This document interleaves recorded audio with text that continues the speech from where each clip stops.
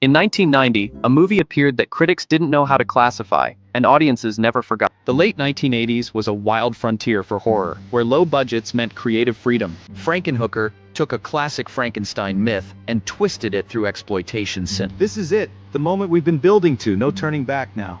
Let's make something unforgettable. This wasn't shock for shock's sake, excessive satire. Satire needs exaggeration, and this is... With limited money, everything had to be practical and unforgettable. Practical. That's the rule.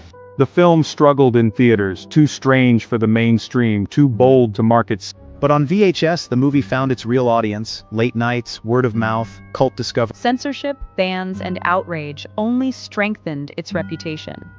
Many missed the joke. This was a film mocking obsession, not celebrating. Over time, the critics faded, but the movie didn't. Frankenhooker didn't ask to be accepted. It survived by refusing to change. Watch my hand. Watch it. Watch my hand now. Nice and slow, back and forth. Watch the hand. All right. So if you're watching this for the first time, the first thing to understand about Frankenhooker is that it was never meant to be respectable. It was meant to be unforgettable. This film came out of the late 80s New York exploitation scene, when low-budget filmmakers had complete creative freedom, mostly because nobody was watching closely enough to stop them. That freedom is why this movie exists at all. The concept started as a straight parody of Frankenstein, but very quickly leaned into something much stranger. The goal wasn't shock for shock's sake. It was excess. Everything had to go one step too far. If something worked, it wasn't enough. It had to work loudly. One of the most infamous production facts is the budget. This was not a studio film. Money was tight, which is why you see so many practical effects done in camera. The explosions, practical. The prosthetics, foam latex, and old-school makeup. No digital tricks.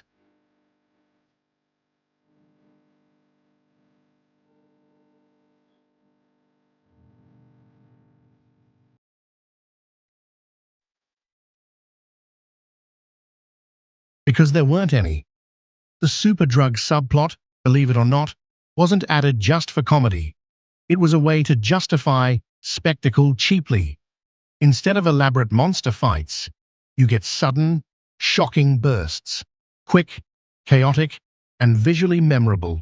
It's exploitation logic at its finest. Short scenes, maximum impact. Now, about the tone, this movie walks a very careful line. It looks ridiculous, but it's directed completely straight. Nobody on screen is playing it for laughs. That was intentional. The humor comes from contrast. Absurd situations treated with absolute sincerity.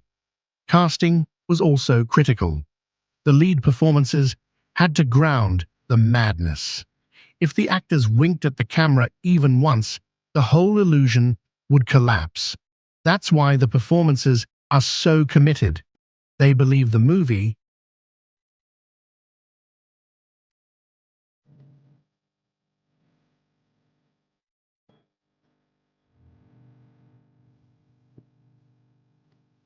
Even when the audience can't. Here's a fun bit of trivia. The film struggled with distribution at first.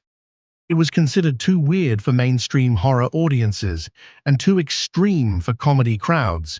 But VHS changed everything. Once it hit home video, it found its audience. Late-night viewers, video store regulars, and cult collectors. That's really where Frankenhooker became immortal.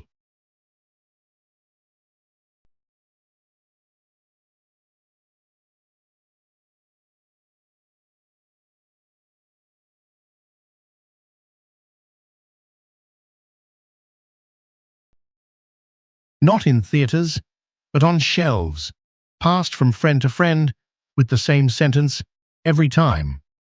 You won't believe this movie. And that's probably the legacy. Not awards, not box office numbers, but reputation.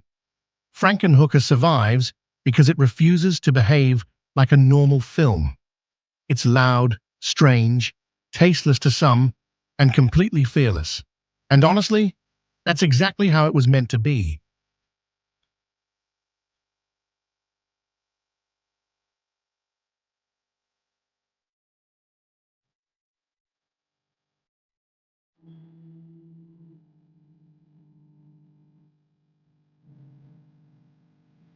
The biggest issue wasn't violence. Horror had already pushed those boundaries. What unsettled people was tone. The film mixes sexuality, body horror, and satire in a way that didn't fit neatly into any acceptable box. Critics didn't know how to process it. So many defaulted to rejection. Censorship boards were especially uneasy. In several territories, the film was cut, not to remove gore, but to reduce what they considered offensive context. Certain scenes were trimmed or altered not because of what they showed, but because of what they suggested. That distinction matters. The discomfort came from implication, not explicit detail. In some countries, the film faced delayed releases or outright bans from mainstream distribution channels. Video stores often stocked it behind the counter or under adults-only sections, not because it violated laws, but because it violated taste. And that's where Frankenhooker became dangerous in the best possible way. Now, this is the part where Frankenhooker stops being a movie and starts becoming a problem. From the moment the title was announced, controversy was unavoidable. Even before audiences saw a single frame, the name alone triggered pushback.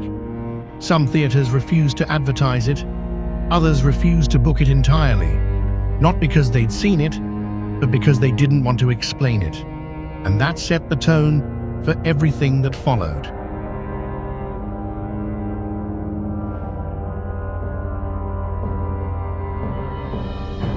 This is where interpretation starts to drift, sometimes dramatically, from intention. From the beginning, Frankenhooker was often discussed about gender, rather than with any nuance. Many early critics viewed the film through a single, surface-level lens: exploitation. And if you stop there, the film becomes easy to dismiss. But the satire was always more complicated than that. The story is built around obsession, not desire, but fixation. The central character doesn't rebuild a woman because he loves women. He rebuilds her because he can't accept loss. That distinction matters. The film isn't celebrating control, it's exposing it. What often gets misread is that the film never frames its power dynamics as healthy or admirable. The protagonist's logic is absurd, obsessive, and deeply flawed. The comedy doesn't come from domination. It comes from the catastrophic failure of trying to impose order on something human. At the time, this nuance was uncomfortable.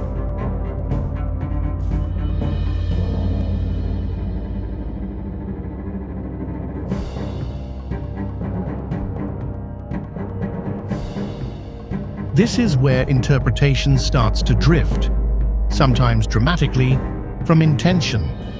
From the beginning, Frankenhooker was often discussed about gender, rather than with any nuance.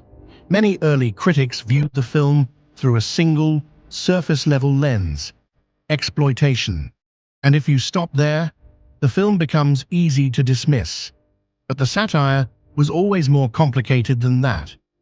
The story is built around obsession, not desire, but fixation. The central character doesn't rebuild a woman because he loves women. He rebuilds her because he can't accept loss. That distinction matters. The film isn't celebrating control, it's exposing it. What often gets misread is that the film never frames its power dynamics as healthy or admirable. The protagonist's logic is absurd, obsessive, and deeply flawed. The comedy doesn't come from domination.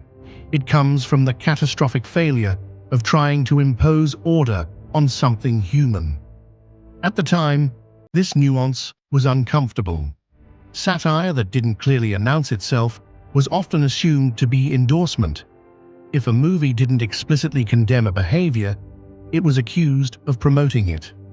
Frankenhooker refuses to explain its morals, and that refusal became the problem.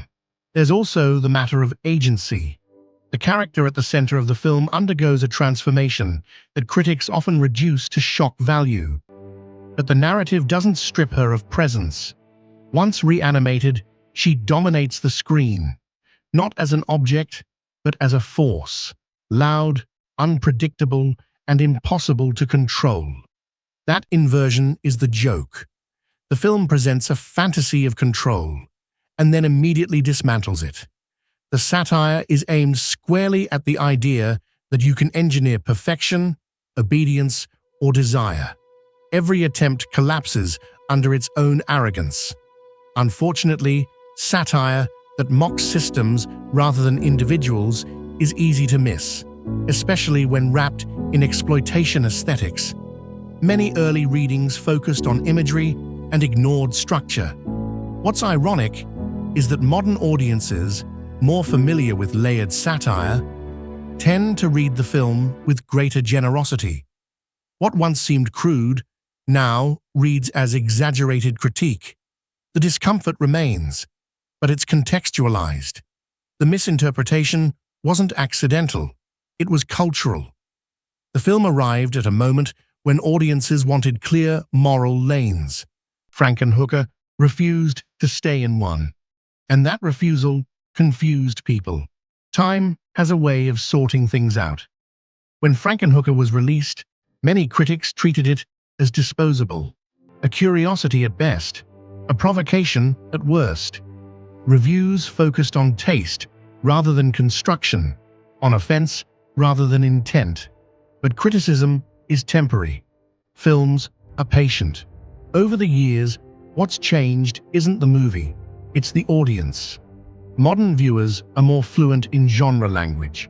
They understand exaggeration. They recognize satire that operates through excess rather than commentary. What once felt shocking now feels deliberate. The film's practical effects, once dismissed as crude, are now appreciated as craft. Its refusal to sanitize its ideas feels honest rather than reckless, and its humor, broad, strange, uncomfortable, reads less like mockery and more like confrontation. Meanwhile, many of the criticisms leveled at the film haven't aged well. Warnings about its influence never materialized. Accusations of irresponsibility now feel reactionary. The panic surrounding it says more about the era than the work itself. In hindsight, Frankenhooker becomes a document of creative freedom, a snapshot of a time when low-budget filmmakers could experiment without approval, without committees, without fear of algorithmic punishment. That freedom is rare now. The film survives not because it's perfect, but because it's honest about what it is. It doesn't pretend to be elevated. It doesn't chase legitimacy. It exists entirely on its own terms, and that's why it endures. Critics move on. Standards change. But cult films don't survive by being agreeable. They survive by being specific, by refusing compromise, by leaving a mark strong enough that people argue about them decades later. Frankenhooker didn't need to win debates. It just needed to last.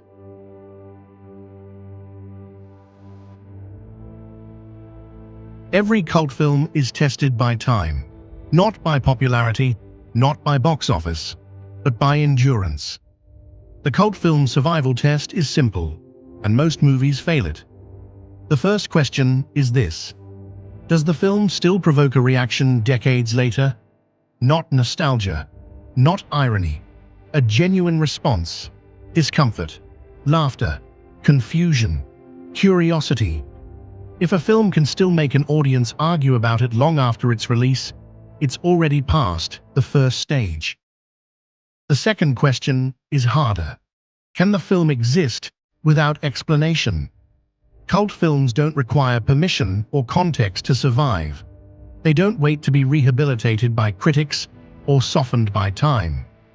They remain exactly what they were, sometimes even more extreme in retrospect. If a movie still feels risky after the culture around it changes, it's doing something right. Then comes the most important test. Does the film resist being tamed? Many controversial films are eventually neutralized. They become important, academic, or safe. Their edges are sanded down by analysis. Their danger is reframed as symbolism. Cult films refuse this process. They stay awkward. They stay loud. They stay difficult. That's where Frankenhooker endures. It never evolved into something more respectable, and it never needed to. It remains unapologetically itself, strange, excessive, confrontational, and impossible to fully resolve into a single meaning.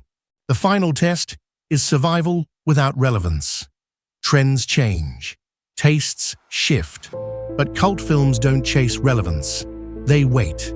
They resurface when new audiences are ready to meet them on their own terms. Frankenhooker wasn't rescued by time, it outlasted it. And that's the difference between a movie people remember and a movie people keep discovering.